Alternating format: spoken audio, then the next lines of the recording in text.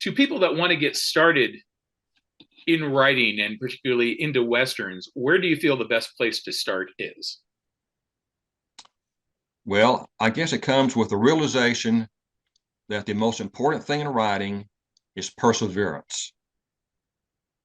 It's gonna be a slog. It's gonna be a struggle. Uh, you're gonna face rejection slips. You're gonna face negative reaction from readers, but you've got to persevere. You may reach a point to where you're having trouble uh, putting words on paper. Now, I don't believe in writer's block. I think that's another word for laziness, of which I've been guilty of more times than I care to admit. But you must persevere through it. And in terms of westerns, I would say let don't let westerns you've read be what influences you. Don't let TV shows that you've seen or movies you've seen be what influences you. Look into the Western history, as I mentioned before, and find those little told or unknown stories about people. And remember, the Western is about people. It's about whether they're cowboys, whether they're the ranch women, uh, or whoever. But it's about people because that's who's going to be reading your book. People. Hopefully, they'll be reading it. Do you find that you, and particularly other people who come along to start writing on things, do you write to the potential reader in mind, or do you write what Patrick wants to write about on this particular book?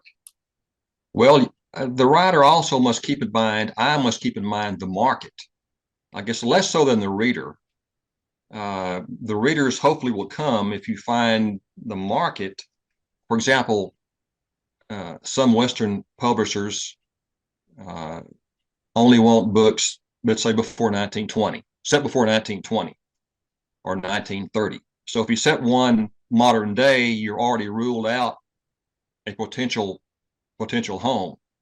So one project I considered, I was going to put it in the 1920s, and I realized I was creating a problem for myself, marketing, and so I pushed it back 10 years, put it in the teens.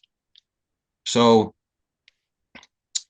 those kinds of things, a writer, if you're going to be professional about it, need to keep in mind, and word length as well.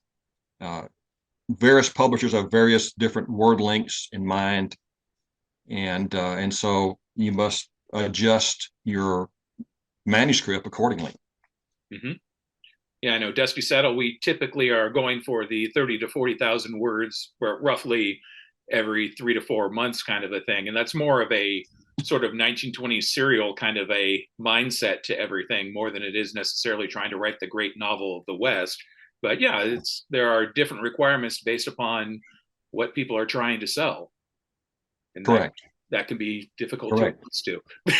And the Western market is dwindled considerably. Five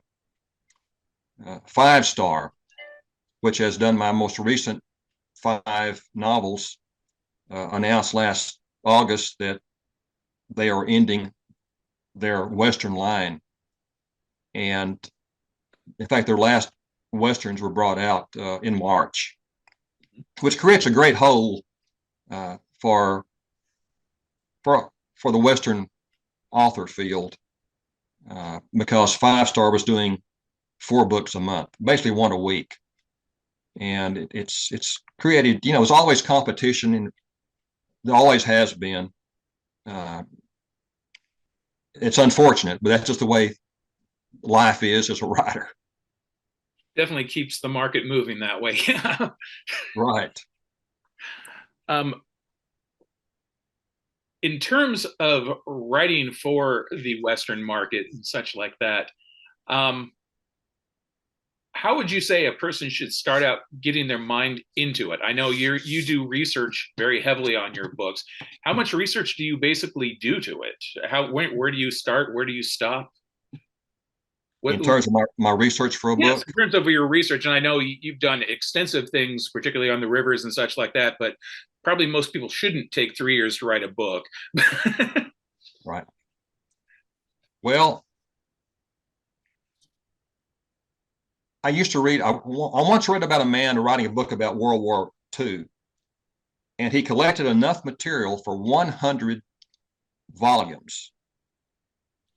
He never lived to write the book. Somebody else had to write the book. So you've got to know when to stop. And so in my case, I draw upon my background in writing documented history and folklore and stuff. So I've got this in my 76 interviews with old time cowboys. I've got this pretty vast background to draw from.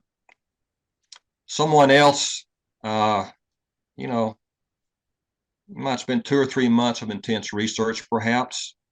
But the writer may also find, as I find, I am constantly researching everything throughout the novel. For example, in my sequel to The Big Drift, there is a jail scenes in a jail. Now, when we hear jail in the Old West, what do we think about?